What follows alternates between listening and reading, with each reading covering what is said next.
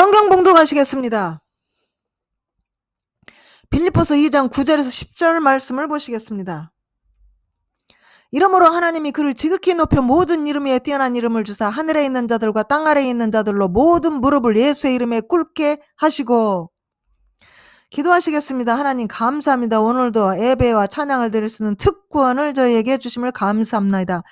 많고 많은 사람들 중에서 우리를 불러주시고 뽑아주시고 주의 자녀 삼아주시고 종을 삼아주심을 감사합니다. 이 특권을 주께 영광 돌릴 수 있는 특권의 삶을 살 수 있도록 늘 깨어서 기도하고 살게 하여 주시옵소서. 말씀을 해가지 않고는 견딜 수 없게 하시고 기도를 하지 않고는 견딜 수 없는 심령을 성령의 충만으로 날마다 강권적으로 역사하여 주시옵소서. 이 시간에 하나님의 말씀을 증거할 때 완악한 심령들이 녹아지고 깨어질 수 있는 권능의 말씀, 생명의 말씀, 치유의 말씀, 지혜의 말씀이 되게 하여 주시옵소서.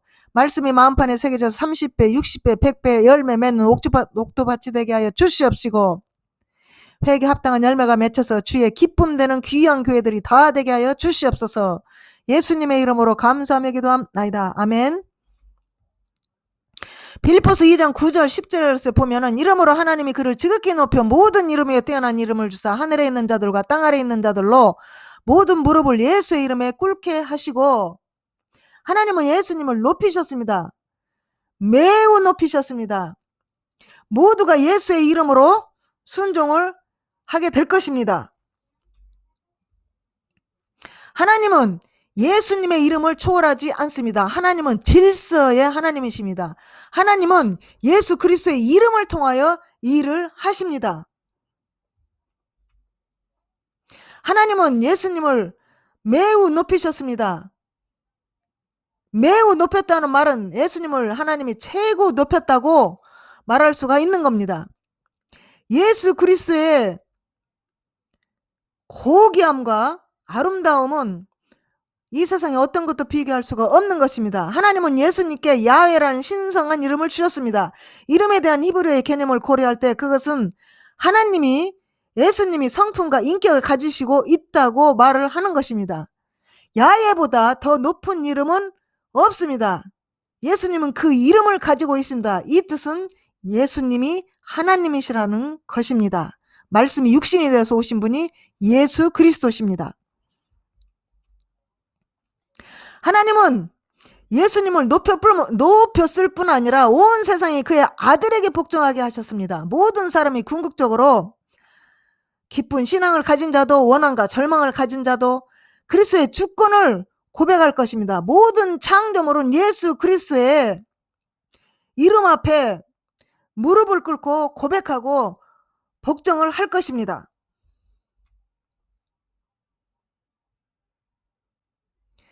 이 사도 바울은 이사야 45장 23절을 말씀하고 있습니다. 내가 나를 두고 맹세하기를 내 입에서 공의로운 말이 나갔은즉 돌아오지 아니하나니 내게 모든 무릎이 꿇겠고 모든 혀가 맹세하리라 하였노라. 빌립보에서는 예수님이 야훼라는 것을 지금 증명하고 있습니다. 성경적으로.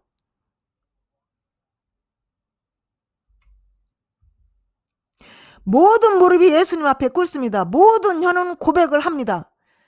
자기의 죄를 이제 심판대 앞에서 모든 혀가 자기의 죄를 예수님 앞에서 고백을 할 것입니다. 고백하는 혀와 무릎을 꿇는 것의 조합은 그 생각이 말과 행동으로 예수님께 완전히 복종하는 것이고 모두에게 요구되는 것임을 지금 증명하고 있습니다. 예수님의 신성과 높임에 대한 이러한 인식의 총체는 많은 사람들이 하늘과 지옥의 모든 피조물들이 무릎을 꿇고 예수님 앞에 무릎을 꿇고 예수 그리스도가 주님이라는 것을 고백을 하는 것입니다. 최종 심판 이후에 공식적인 방식으로 일어난 일을 우리는 상상해 볼 수가 있습니다. 성경을 통해서.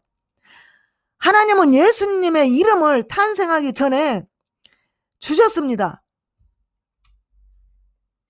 마태복음 1장 21절 말씀, 아들을 낳으리니 이름을 예수라 하라. 이는 그가 자기 백성을 저희 죄에서 구원할 자이심이라. 예수라는 이름에 든 야훼의 구원이라는 이름은 그 당시에 이제 좀 그런 이름을 가진 사람들이 요세푸스 역사가의 말에 의하면 12명 정도의 남자가 있었다고 합니다. 우리 시대에는 지극히 이제 축복을 받았습니다. 나중에 사도 베드로가 말했듯이 하늘 아래에는 사람을 구원해야 하는 다른 이름이 없다고 사도행전 4장 22절에 말씀하고 있습니다. 믿는 자는 예수님의 이름으로 기적을 일으킵니다. 사도행전 3장 6절 말씀. 예수 그리스도의 이름으로 안전뱅이가 일어납니다. 베드로가 가로되 은과 금은 내게 없거냐 내게 있는 것으로 내게 주노니 곧 나사리 예수 그리스도의 이름으로 걸어라 하고, 베드로와 요한이 그 안진뱅이에게 돈은 주지 않았습니다. 돈으로 이렇게 도와주진 않았습니다. 그러나 베드로와 요한은 자신들의 형편에서 그 사람을 몇 푼 주는 것보다 부활하신 예수 그리스도의 권능으로 그 안진뱅이의 삶을 변화시키고 싶었습니다. 현재 상황을 더 견딜 수 있게 만드는 것은 이 세상에서 교회의 일이 아닙니다. 교회의 임무는 그리스도 안에서 하나님의 구속사역을 이 지상에 풀어놓는 것입니다. 믿는 자에게는 예수 이름으로 표적이 따릅니다. 마가복음 16장 17절 18절 말씀. 믿는 자들에게는 이런 표적이 따르리니 곧 저희가 내 이름으로 귀신을 쫓아내며 새 방을 말하며 뱀을 집으며 무슨 독을 마실지라도 해를 받지 아니하며 병든 사람에게 손을 얹은 즉 나으리라 하시도다. 이러한 표적은 이제 다음과 같습니다. 예수님은 제자들에게 신성한 능력과 보호에 대한 말씀을 주셨습니다. 실제로 어떤 교회에서는 독사를 예배 시간에 서로 던져 하나님을 시험하다가 어떤 사람이 물려서 죽은 케이스가 사실로 있습니다. 어떻게 이 교회에서 이런 일을 고안하고 행했는지 저는 도저히 이해할 수가 없습니다. 어떻게 이렇게까지 하나님을 시험할 수가 있는 것인지, 참 이렇게 무지몽매한 교회가 다 있다는 것은 정말 내가 믿어지지가 않습니다. 그래서 예수님은 제자들에게 신성한 능력과 보호에 대한 말씀을 주셨습니다. 이 약속은 바울이 뱀에게 물려 말타 섬에 보존되어서 전 세계적으로 전파되는 복음의 위험성이라는 맥락에서 이해되어야 합니다. 이 말타 섬에서 이 사도 바울이 독사에 물렸어도 하나님이 권능으로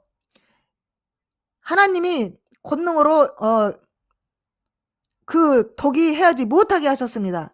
예수께서는 독을 마시거나 뱀을 다루는 것이 특정한 믿음의 시험이나 척도가 되도록 의도하신 적이 절대로 없습니다. 이것을 기억하셔야 될 것입니다. 한번 보시겠습니다. 사도행전 28장 1절, 3절, 4절, 5절, 6절에서 보면은 이제 우리가 구조되는 이제 그 섬은 멜리데라 하더라. 바울이 나무 한 묶음을 걷어 불에 넣으니 뜨거움으로 말미암아 독사가 나와 그 손을 물고 있는지라. 온전히 이 짐승이 그 손에 매달려 있음을 보고 서로 말하되 진실로 이 사람은 살인한 자로다. 바다에서는 구조를 받았으나 공의가 그를 살지 못하게 하므로다 하더니, 바울이 그 짐승을 불에 떨어뜨리며 조금도 상함이 없더라. 그들은 그가 붙든지 혹은 갑자기 쓰러져 죽을 줄로 기다렸는데 오래 기다려도 그에게 아무 이상이 없음을 보고 돌이켜 생각해 말하되 아이고 이 사람은 신이라 그를 신이라 하더라.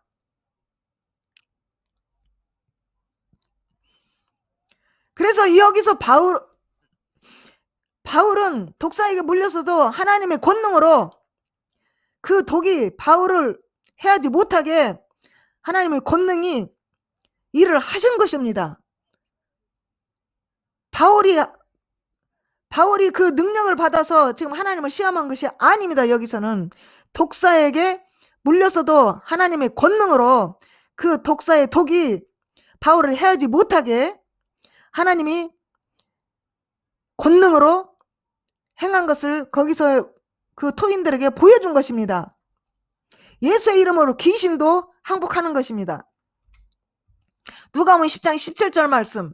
70인이 기뻐하며 돌아와 이르되 주여 주의 이름이면 귀신들도 우리에게 항복하더이다.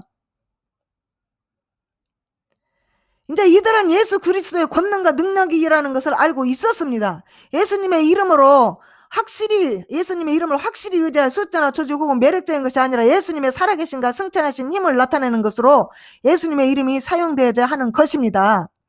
예수의 이름은 모든 일을 하는데 매우 강력합니다. 무엇이든지 예수 이름으로 구하면 주신다고 성경은 말씀하고 있습니다.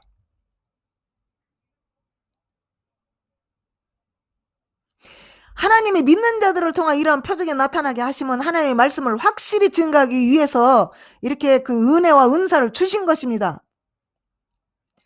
확실히 따르는 표적으로 말씀을 확실히 증거하기 위해서 제자들에게, 우리 믿는 자들에게 표적을 주신 것입니다. 예수님께서는 독을 마시거나 뱀을 다루는 것이 특정한 믿음의 시험이나 척도가 되도록 의도하신 적이 절대 없습니다. 그러므로 하나님을 시험하면 절대 안 됩니다. 신명기 6장 16절 말씀. 너희가 마사에 시험한 것 같이 너희 하나님 여호와를 시험하지 말고. 출애굽기 17장 2절 말씀. 백성이 모세와 다투어 이르되 우리에게 물을 주어 마시게 하라. 모세가 그들에게 이르되 너희가 어찌하여 나와 다투느냐. 너희가 어찌하여 여호와를 시험하느냐. 그가 그곳 이름을 마사 또는 무리바라 불렀으니 이는 이스라엘 자손이 다투었으며 또는 그들이 여호와를 시험하여 이르기를 여호와께서 우리 중에 계신가 안 계신가 하였음이더라. 그들은 홍해가 갈라지고 바로의 군대가 홍해에 엎드려 뜨린 것을 직접 본 사람들입니다. 그럼에도 불구하고 그들의 그 간증이 있는데도 불구하고 이렇게 하나님을 의심하고 믿지 못해서 시험하고 있는 것입니다. 시편 78편 18절 말씀. 그들이 그들의 탐욕대로 음식을 구하여 그들의 심중에 하나님을 시험하였으며 그들이 돌이켜 하나님을 거듭거듭 시험하며 이스라엘의 거룩하신 일을 노엽게 하였도다.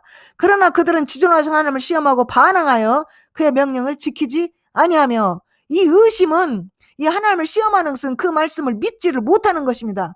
그러면 믿지를 못하기 때문에 이렇게 반역하고 불순종하고 이런 것들이 나오는 것입니다.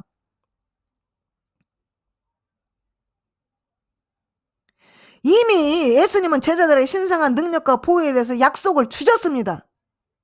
약속을 주셨는데도 불구하고 이렇게 어떤 교회에서 그렇게 독사를 가져다가 이렇게 서로 던지면서 이걸 하나님을 시험했을 때 한 사람이 이제 죽었는데, 그거는 지금 이 예수 그리스도께서 제자들에게 또 우리에게 신성한 능력과 보호에 대해 약속을 주셨는데 그 약속을 믿지 못함으로 지금 하나님을 그 교회 안에서 시험하다가 이제 독사에 물려서 죽은 케이스가 있습니다. 이 얼마나 참 답답하고 안타깝고, 이 무지몽매한 건지 사람들이, 참으로 어떻게 이렇게 보통 그리스도인들은 이런 것은 상상도 못합니다. 그런데 어떻게 어떤 교회에서 이런 짓을 했는지 참으로 답답하고, 참 무지합니다. 그래서 예수의 이름으로 우리가 무엇이든지 구하면 그분의 뜻대로 구해야 되는 겁니다. 그분의 뜻대로 구하면 무엇이든지 주신다고 약속을 또 하셨습니다. 요한복음 14장 13절 14절 말씀. 너희가 내 이름으로 무엇을 구하든지 내가 행하리니 이는 아버지로 하여금 아들로 말미암아 영광을 받으시게 하려 함이라. 내 이름으로 무엇이든지 내게 구하면 내가 행하리라. 예수님은 그분의 이름으로 구하고 행동하고 또 백성을 통해서 그분의 일을 하는 것입니다. 그를 신뢰하는 추종자들이 그분의 이름으로 요구한 모든 것을 하겠다고 약속을 하셨습니다. 우리가 예수님의 이름으로 무엇을 구할 때 그분의 뜻대로 구해야 그분이 일을 하는 것입니다. 우리의 욕심으로 구하고 또 그 하나님을 시험하려고 구하고, 하나님을 시험하는 것은 절대로 하나님이 주시지 않습니다. 그분의 뜻에 따라 그분의 뜻대로 구할 때 그분이 구하는 것을 주신다는 것입니다. 이것을 우리가 기억하고 절대로 기억해야 될 대목입니다. 내 이름으로 기도하는 것은, 예수 그리스도 이름으로 기도하는 것은 마법의 주문이 아닙니다. 그것은 보증 수표와 같은 것과 같습니다. 우리가 은행에 갈 때 우리 이름을 딱 대면은 거기에서 그 이름이 아이덴티티가 맞아야 이렇게 보증이 되는 것이지, 그 이름에 담겨 있는 그 성품과 그 특성이 일치하지 않으면은 그건 보증이 될 수가 없지 않습니까? 우리는 우리 자신이 아니라 예수님의 이름으로 하나님께 나아가는 것입니다. 그러니까 예수 그리스도의 이름 안에 있는 특징과 또한 그의 그 뜻을 우리는 잘 알고 그분의 뜻대로 구해야 우리가 예수 그리스도의 이름으로 구하는 것은 응답을 받는다는 것입니다. 예수 그리스도의 이름으로 그리스도인들은 물세례를 받습니다. 물로 세례를 받습니다. 사도행전 2장 38절 말씀, 베드로가 가르되 너희가 회개하 각각 예수 그리스도의 이름으로 세례를 받고 죄사함을 얻으라. 그리하면 성령을 선물로 받으리니. 우리가 회개하면 성령을 받습니다. 그들이 예수 그리스도의 이름으로 침례를 받는 것은 그분에 대한 믿음과 완전한 신뢰의 표현입니다. 물세례는 회심을 위한 기대되는 상징이지 구원을 위한 필수 기준은 아닙니다. 예수 그리스도의 이름은 주의 종들에게 담대함을 줍니다. 사도행전 9장 27절 말씀, 바나바가 데리고 사도들에 가서 그가 길에서 어떻게 주를 본 것과 주께서 그에게 말씀하신 일과 다메섹에서 그가 어떻게 예수의 이름으로 담대히 말하는 것을 말하니라. 사울은 다메섹에서 예수 그리스도를 실제로 만났습니다. 빛이 임해서 사울아 사울아 네가 어찌하여 나를 핍박하느냐, 이렇게 음성도 들었습니다. 그래서 사울은 예수 그리스도를 만난 이후로 완전히 변화됐습니다. 완전히 뒤집어졌습니다. 그래서 사울은 이제 그리스도인들을 박해했던 사람인데 이제 다시 자기가 이제 거듭나서 이제 박해를 당하는 입장이 되었습니다. 사울은 다시 박해 암살 시도에 이제 직면을 했습니다. 그것은 우리 삶에서 반복되는 이제 패턴이 되었습니다. 하지만 바울은 예수 이름으로 담대히 다메섹에서 예수님을 만난 것을 증거를 하였습니다. 사도행전 9장 15절 16절 말씀, 주께서 가라사대 가라, 이 사람은 내 이름을 이방인과 임금들과 이스라엘 자손들 앞에서 전하기 위한 택한 나의 그릇이라. 그가 내 이름을 위하여 해를 얼마나 받아야 할 것을 내가 그에게 보이리라. 우리 주의 종들은 하나님으로부터 택함을 받고 부르심을 받고 예수 그리스도의 이름을 위하여 핍박을 받는 것입니다. 주의 종들은 그리스도의 이름을 위하여 고난을 당합니다. 예수 그리스도의 종이 고난을 안 당하고 참으로 이 세상에 편안하게 살고 잘 먹고 잘 사는 것은, 이것은 지금 성경적이 아닙니다. 사도행전 5장 40절 말씀, 저희가 옳게 여겨 사도들을 불러들여 채찍질하며 예수 이름으로 말하는 것을 금하고 놓으니 사도들은 그 이름을 위하여 능력받는 일에 합당한 자로 여기심을 기뻐하면서 공회 앞을 떠나니라. 그들이 사도들을 부르고 때렸을 때 예루살렘의 바리새인들은 사도들을 때려서 위협하고 낙담시킬 수 있다고 생각을 했습니다. 예수의 이름으로 인해 수치를 당하는 그것을 오히려 가치가 있다고 여겨 어떤 상황에서든지 기뻐하였습니다. 그 제자들은 예수와 연합하고 심지어 수치를 당하는 것을 특권으로 여겼습니다. 이방인들이 주의 이름을 부르고 이제 바라는 것입니다. 그래서 우리 주의 종들은, 하나님이 부르신 소명받은 주의 종들은 그분의 뜻대로 살면은 반드시 핍박과 이제 죽음에 직면하게 되어 있습니다. 이 성경적으로. 그래서 이 주의 종들은 그때 그렇게 맞고 능력을 받으면서도 기뻐했습니다. 왜냐하면 예수 그리스도의 이름으로 받는 핍박과 능력이기 때문에 그들은 아주 그냥 기뻐하면서 공회 앞을 떠났습니다. 이것이 성령 충만한 상태입니다. 우리가 다 성령 충만을 받아서 이 세상의 어떤 고난과 아픔도 예수의 이름으로 이기기를 주의 이름으로 축원합니다.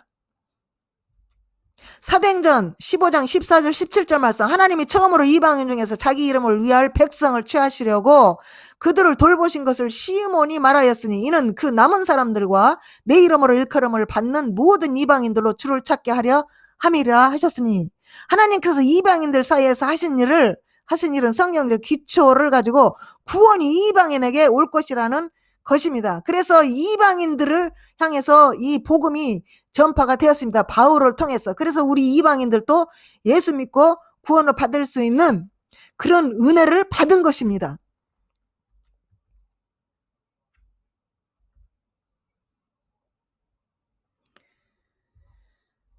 그래서 예수의 이름으로 이 세상은 그리스도인들을 미워합니다. 예수님의 이름을 미워합니다. 마태복음 10장 22절 말씀, 또 너희가 내 이름을 위하여 모든 사람의 미움을 받을 것이나 나중까지 견딘 자는 구원을 얻으리라. 그리스도인들은 가깝게는 가족으로부터 배척을 받게 되고, 예수 믿고 구원받으면 이제 먼저 전도를 누가 하게 되냐면 가족들에게 하게 됩니다. 우리 가족이 예수를 안 믿는데 어떻게 가족들에게 전도를 안 하겠습니까? 그런데 가족들에게 이제 조롱을 당하고 핍박을 당하고 이제 매맞기도 하고 이제 배척을 당하게 됩니다. 모든 사람들에게 미움을 받는다고 지금 말씀하고 있습니다. 이 세상 임금은 사탄이기 때문에 세상은 이유 없이 그리스도인들을 미워합니다. 왜냐하면 영이 다르기 때문에. 성령과 악령은 완전히 다릅니다. 악령은 성령을 미워할 수밖에 없고 그 성령께로 올 수가 없습니다. 왜냐하면 세상은 어둠의 영이 지배를 하기 때문에 이렇게 반드시 핍박을 받게 되어 있습니다. 미움을 받게 되어 있습니다. 그러나 그리스도인들은 끝까지 참음으로 인내함으로 승리할 것입니다. 그래서 끝까지 견디라고 예수님이 말씀하고 있는 겁니다. 중간에 포기하지 말고 끝까지 견디는 자는 구원을 얻으리라. 나중에 이제 환란이 오게 되면은 이제 끝까지 이제 견뎌야 이제 우리가 구원을 얻습니다. 거기서 견디지 못하면 이제 구원을 잃어버릴 수 있습니다. 마태복음 28장 19절 20절 말씀, 우리 그리스도인들은 예수 그리스도의 아버지와 아들과 성령의 이름으로 세례를 받습니다.